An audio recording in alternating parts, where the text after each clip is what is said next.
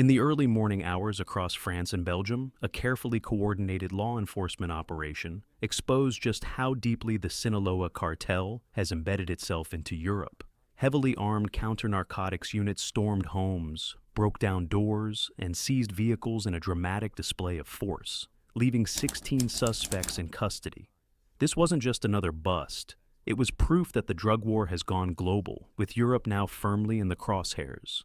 Which raises the critical question. With cartels treating Antwerp as their new stronghold, can Europe handle this fight alone, or is U.S. involvement now inevitable? Hi, before we continue, your one click on the subscribe button fuels all the effort behind this and every future video.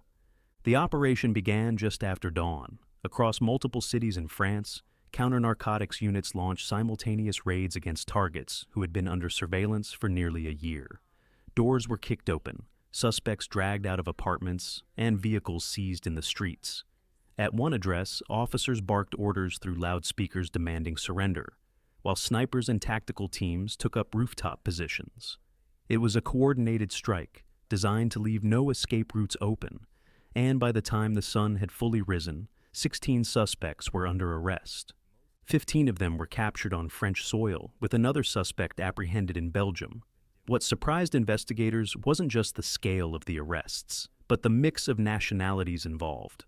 Alongside French citizens, police identified a Serbian national and even a Mexican-American suspect. That diversity confirmed investigators' worst fears. This was no isolated local gang.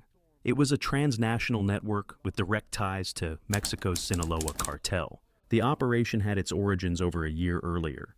You can see publicly a lot of the assets that we have in the region, which to include an ARGMU, which holds 2,200 combat infantry Marines and has plenty of its own organic assets. So we've got assets in the air, assets in the water, assets on ships, because this is a deadly serious mission for us. Ever since law enforcement officials in Belgium began probing the discovery of 11.5 tons of cocaine, which was unearthed in a container of scrap metal from Guyana, local authorities have since arrested a number of persons, including the alleged shipper, for questioning.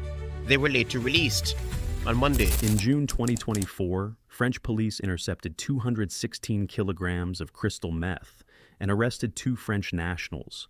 During interrogation, the suspects revealed that the shipment belonged to a much larger network operating across Belgium, the Netherlands, Spain, and even as far as New Zealand. At the top were 2 men, 1 Algerian and 1 French, but these figures were not masterminds in the traditional sense. Instead, they served as intermediaries for a bigger force, the Sinaloa Cartel. According to Europol, the Sinaloa Cartel provided the logistics, technical knowledge, and distribution blueprint. In effect, Mexico's most notorious cartel was outsourcing part of its European expansion to seasoned traffickers. In return, those European partners gave Sinaloa access to ports, smuggling routes, and local gangs that could move product efficiently through the continent. This was exactly the threat Europol had warned about back in 2022. Mexican cartels weren't just exporting drugs into Europe anymore. They were embedding themselves into its criminal underworld. Evidence of that connection has only grown stronger. In Belgium, the port city of Antwerp has quietly become the cocaine capital of Europe. Antwerp is the second largest seaport on the continent and the furthest inland, making it a perfect gateway for distribution.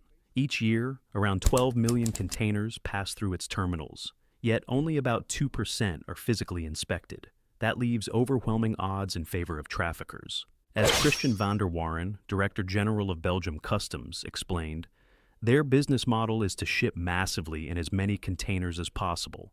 They know they'll lose 10 or 20%, but that's just written off as a cost of doing business. Investigators call it the numbers game. Cartels ship drugs in bulk, accept some losses, and still flood Europe with supply. One of their favorite methods is hiding drugs in banana shipments. Bananas are perishable, which means they are rushed through customs to avoid spoilage. That urgency is exploited, with cocaine buried deep inside loads. Belgian customs officers have repeatedly found tons of cocaine hidden in banana shipments from Colombia, sometimes in false walls or disguised crates. In 2021 alone, Belgian authorities seized more than 100 tons of cocaine in Antwerp, more than any other European country. But investigators estimate that represents just 10% of what comes through, meaning as much as 1,000 tons could be slipping past inspections each year. Why target Europe? The answer lies in profits and risks. In the US, a kilogram of cocaine might fetch around $30,000. In Europe, the same kilo can sell for twice that amount, sometimes even more. On top of that, European law enforcement historically has weaker extradition frameworks and fewer resources compared to US agencies. For cartels, Antwerp is a safer bet than Miami or Los Angeles. But drugs don't move themselves, and that's where European syndicates come into play. Western Balkan criminal groups, in particular, have become powerful players in the trade. Investigators describe them as entrepreneurial, ruthless, and deeply embedded in Europe's transport system. Whoever controls the containers controls the profits and the violence that follows. That violence has already left its mark. In 2020, Belgian police raided a warehouse near Antwerp and discovered something shocking. Containers converted into torture cells. One was equipped with a dentist chair, soundproofing, and tools designed for brutal interrogations. Alongside it were fake police uniforms, evidence that traffickers were preparing to kidnap and disguise themselves as law enforcement.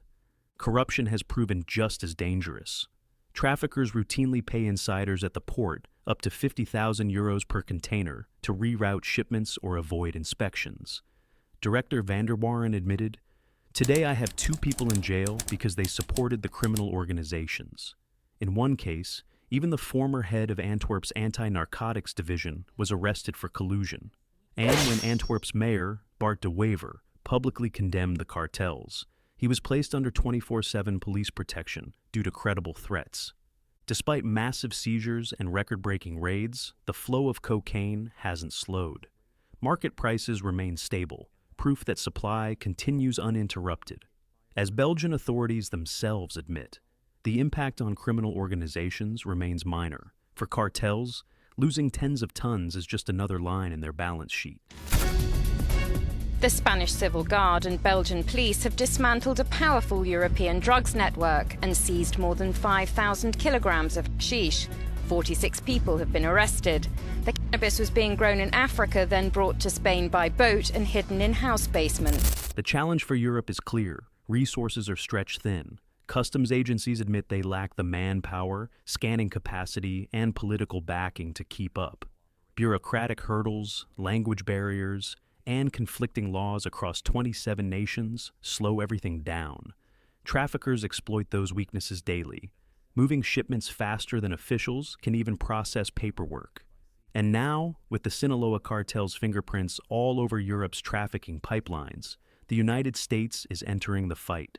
Under President Trump, the Sinaloa Cartel has been formally designated as a foreign terrorist organization.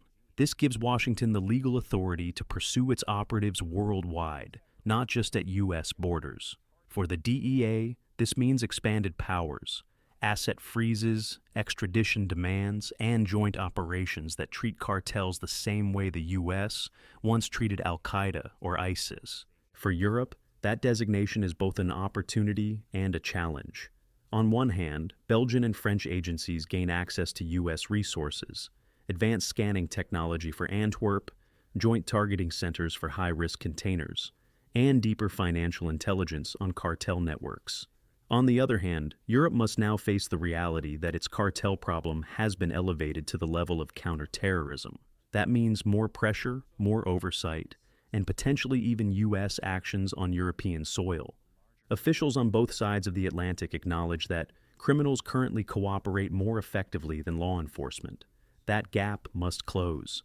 As one European investigator admitted, this requires good transnational cooperation.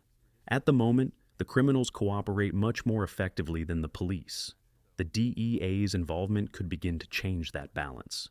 The European battlefield is now part of the same global struggle. From the jungles of Colombia to the streets of Paris and Brussels, the Sinaloa Cartel and its partners are building a pipeline that feeds on profits and violence. Antwerp, with its sprawling port and limited oversight, has become the new front line.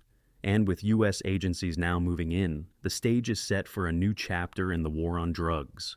One where Europe and America stand side by side against a common threat. The question is clear.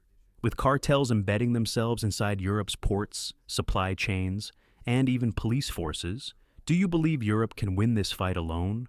Or must the United States take a larger role in the battle?